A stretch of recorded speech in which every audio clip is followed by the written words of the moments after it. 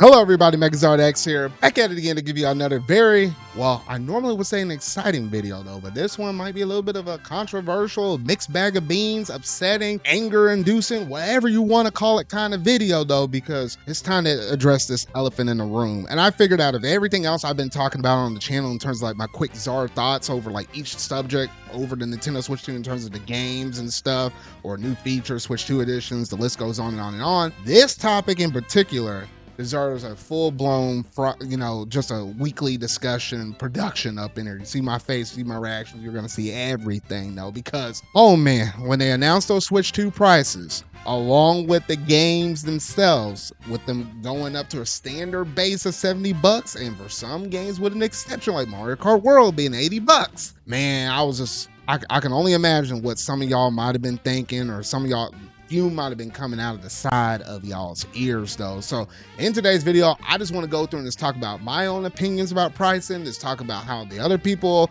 across the internet and stuff has been reacting, and just kind of give my own opinions in terms of like where I kind of feel on the fence in terms of all of the pricing and stuff, and try to make sense out of most of this mess though, which honestly is really hard to, especially now you got other outside forces that are probably forcing Nintendo to kind of do a different thing with pricing that's even completely out of their controls though. So there's a lot of different angles to look at this conversation, so we might as well go ahead and get up in it though. But if you hadn't already done so, make sure you go and hit that like button, go ahead and hit the subscribe button and that bell to stay up to date on all things video game related I feel like talk about and discussing. But without any further ado, let's go ahead and jump straight up into this video.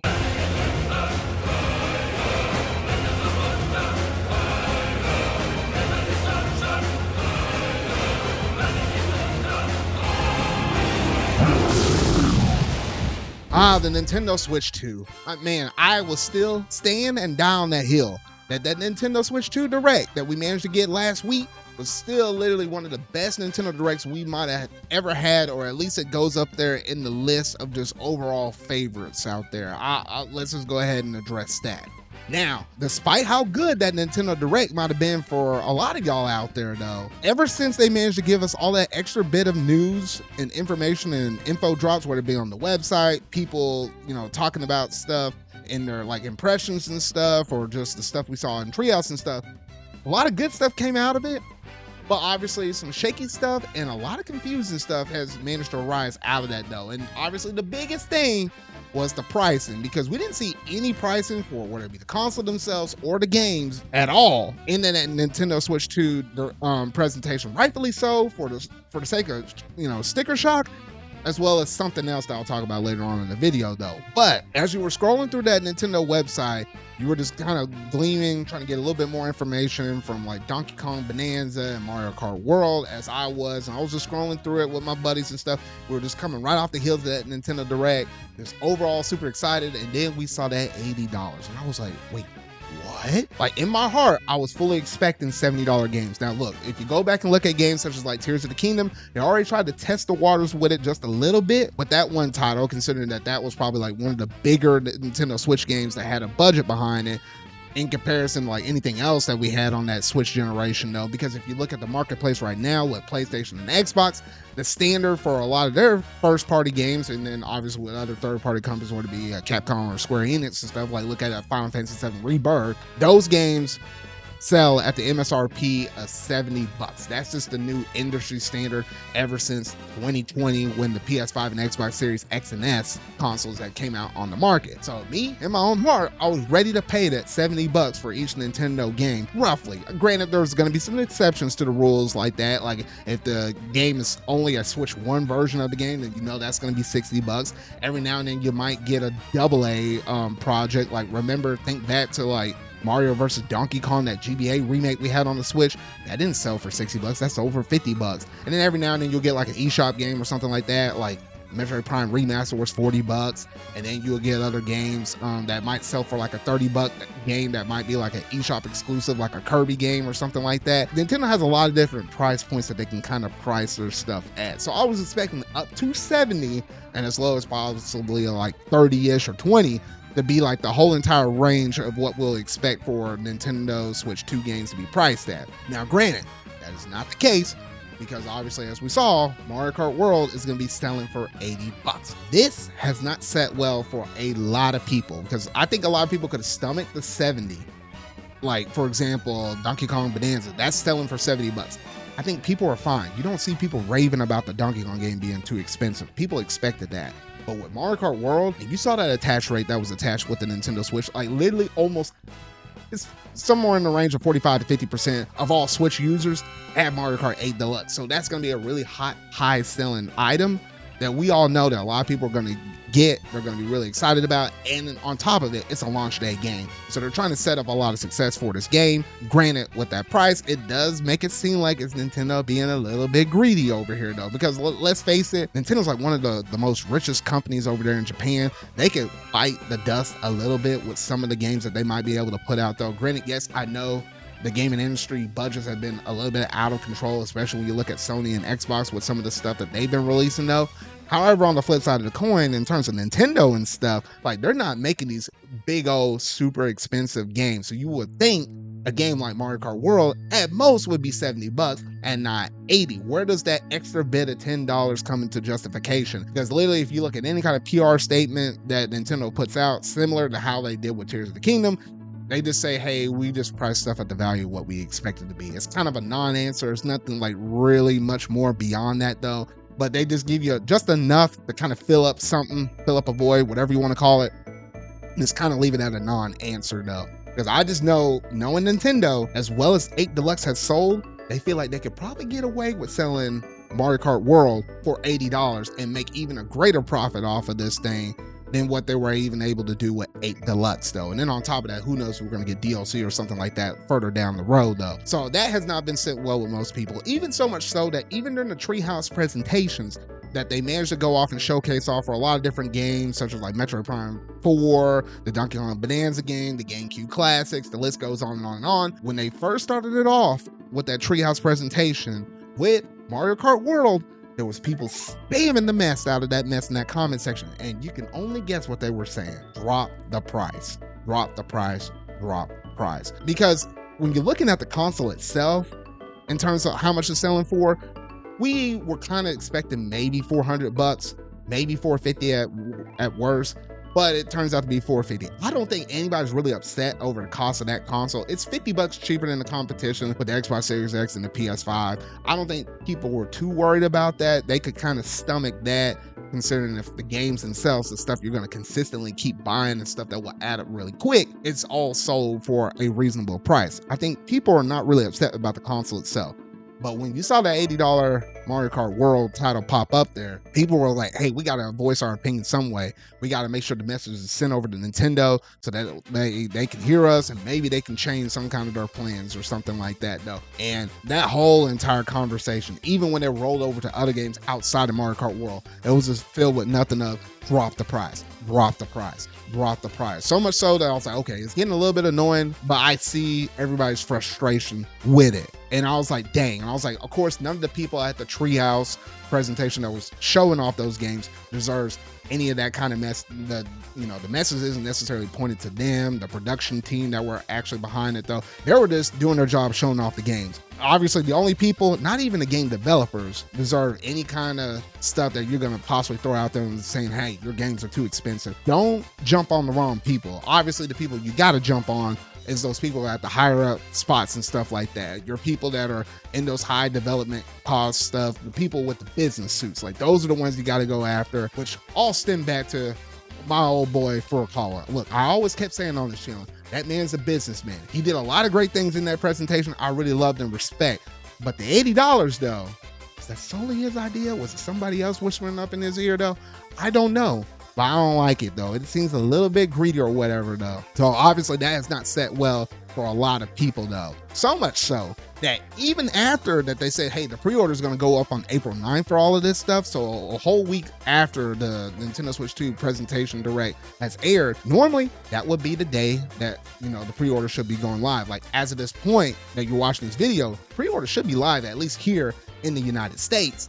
However, that is not the case because something came around and bit them in the butt. And yes, This is all contingent on news and stuff that's happening within the United States, not really anywhere else in the world, unless you have your own little commotions and stuff that's happening over there. But at least for us here in the States, we got somebody in charge that's enforcing a bunch of tariffs and stuff, basically like marking up stuff anywhere else that we could possibly import goods over into the United States. They're just marking those up. And I think Nintendo Switch 2 is just only going to be the start of this thing though. And this has a lot of people in the tizzy. I'm not trying to make anything political here on the channel. I'm just fully focused on the games themselves though. But unfortunately, there's going to be a little bit of bleed over into this stuff though. Regardless of whatever side you stand on in terms of political stuff, let's just push those thoughts to the side. Regardless of say though, that tariffs could very well potentially influence the cost point of the hardware, potentially with software, but mostly with hardware.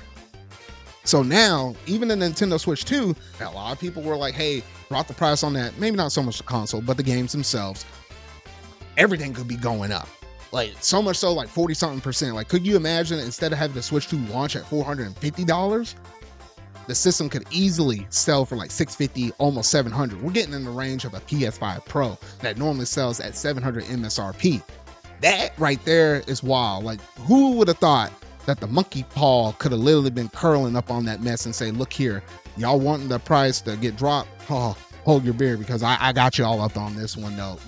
Who would have thunk it that could have been the possibility that we're all living in right now? As at least at the time of this recording, there's not been any updates on it. Nintendo has came out in that statement saying, yes, we have to pause pre-orders for this. They will not be going live on April 9th. They had to kind of go through and assess all of the different, world changing events and stuff like that, the economics and all of that. Because the one thing that Nintendo cannot necessarily mess up on is the pricing for all the stuff within the United States marketplace. Because if you look between United States, Japan, and the European region, which one of those three had the biggest markets where it's going to get them the most money?